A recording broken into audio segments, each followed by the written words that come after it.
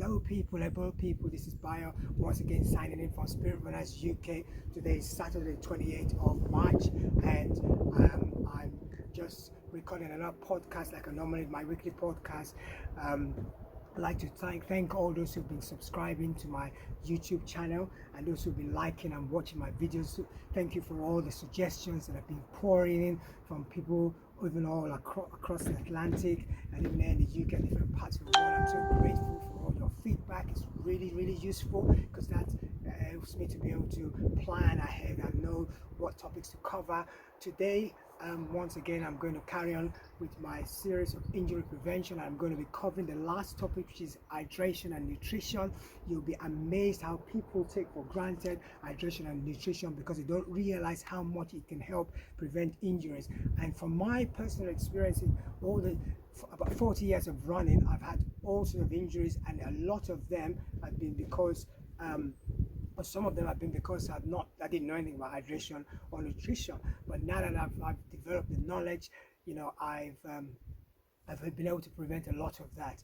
This morning I went out for my 10-mile run. It was a good run, and just doing my bit to look after God's temple.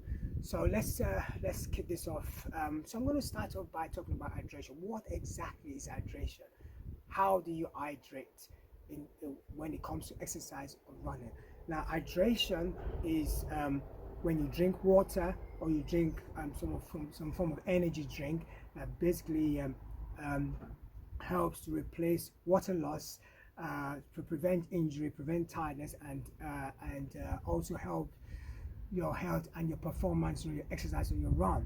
Now, it's important that you drink. It's important that you hydrate yourself properly, because if you don't do that, you will lack the ability to be able to regulate your body temperature and also remove waste and help to bring energy to your cells and cushion your joints. Those are the benefits of water and of hydration. From my personal experience, I've gone out for runs and I've noticed that when I take a little bit of a sip, like this morning when I had my water bottle, which was in my running vest that I wore on top of this running top, and I just took some sips of water, and I noticed that when I took some sips of water, it gave me some kind of new energy. It's amazing what just a little sip of water can do to you when you're running. When do you hydrate? How can you incorporate hydration into your exercise? What do you do and how do you bring it in?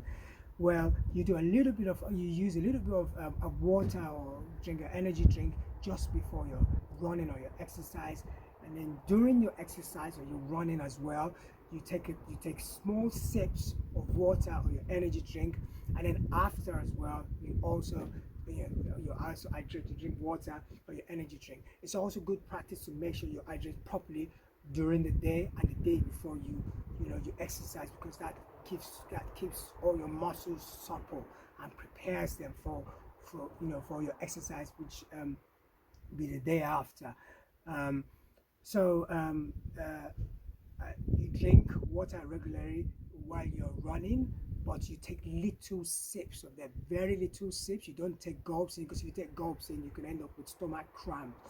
But water is very important, because when you drink water, you prevent cramps in your muscles, you prevent injury actually, because your muscles become tense when you're running, but when you drink, you make them supple. So it's important that you make sure you hydrate properly. Also, if you're going for the longer runs, electrolytes are very good, because they replace salt that you lose when you're sweating. When you run, you tend to sweat, and when you're sweating, I don't know if you've ever noticed, there's some white dots, some like white particles that are on your skin. That's salt that you've lost by sweating.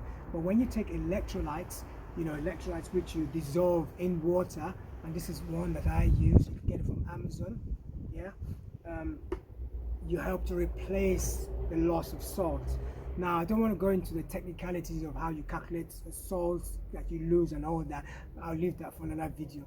But just as a general rule, make sure you hydrate before, during, and after your exercise or your run, brisk walk or your run. because it's very essential and helps to improve your health and performance in your run, and helps to prevent injury. Now, also during there's also things that you need to take into account when you're hydrating. Now, during the winter months, for example, you may not need to hydrate as much. You may not need to drink as much as during the summer months when the sun is out and it's really, really hot. Absolutely important that you hydrate. You cannot not hydrate. So get one of those running bottles which you can get from Sports World, or you can get them from Amazon on the web, that you can take along with you, or you can hold, or you can tuck into your running vest and take it, and then just take little sips. It just takes practice. You get used to it. Now I'm also going to move on to talk about nutrition. Nutrition comes in handy when you're doing the longer runs, from the half marathons to the marathons to the ultra marathons.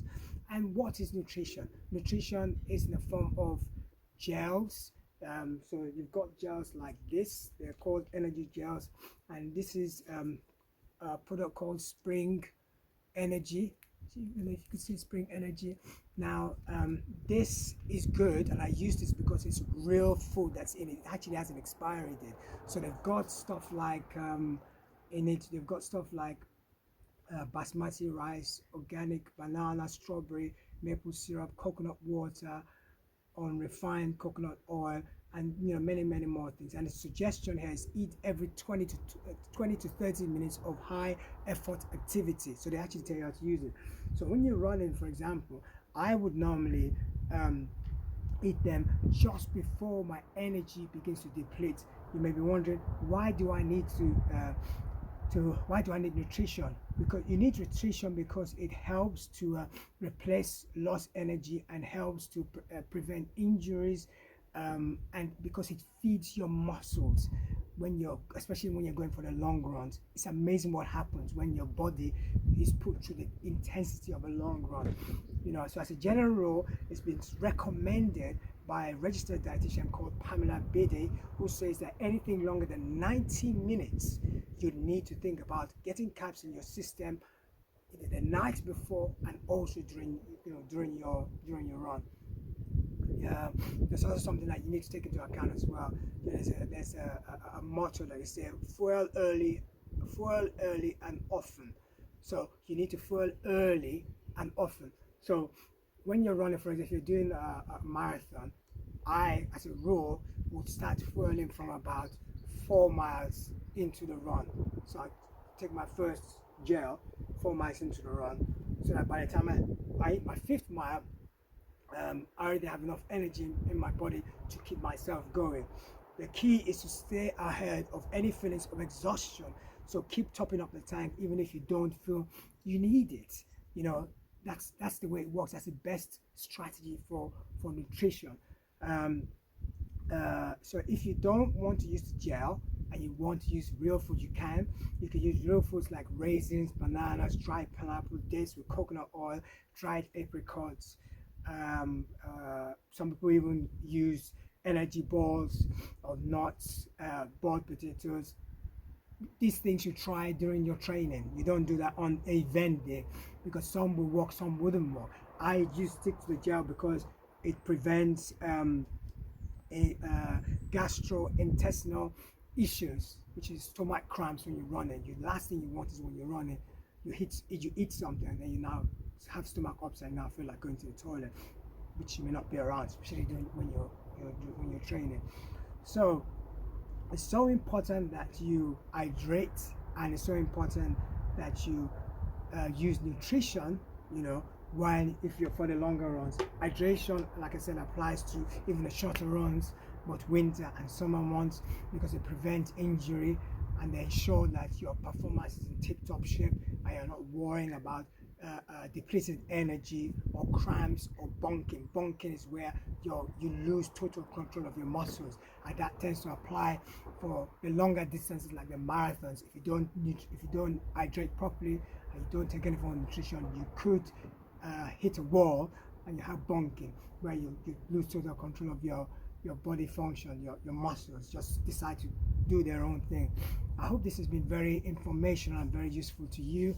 If you have any more questions, you can hit me at Spirit Runners UK Facebook page, and also you could post comments on my YouTube channel as well, and I'll get back to you with answers. Thank you so much for all your support. Continue to like my videos, continue to subscribe, continue to send the links to families or friends or people who want to get into form of fitness. Do not waste this time. Boris, the Prime Minister, has said that we can go out and do one form of exercise today. So you can go out for a brisk walk or for a run, or if you don't fancy going out, make sure you do something indoors, because people are buying a lot of things, buying a lot of food, are stocking up, and they tend to eat. You tend to eat it up when you're at home, so you might as well use that energy for some form of fitness. Thank you so much once again, and God bless you, and stay safe. Don't forget to practice social distancing and washing your hands to prevent the spread of the coronavirus. God bless you, and I know that you can do all things through Christ who strengthens you. So please, please, please take a step of faith, and God will help you. God bless you, and catch you next week in my next podcast. God bless you. Bye. Morning, people. Today is Saturday, the 28th of March. I'm going for one of my long runs for the week. This is Bio signing in from Spirit Runners UK. Hashtag Spirit Runners UK YouTube channel. I can do all things through Christ who strengthens me. I'd like to encourage you to stay active and stay safe. God bless you. Bye.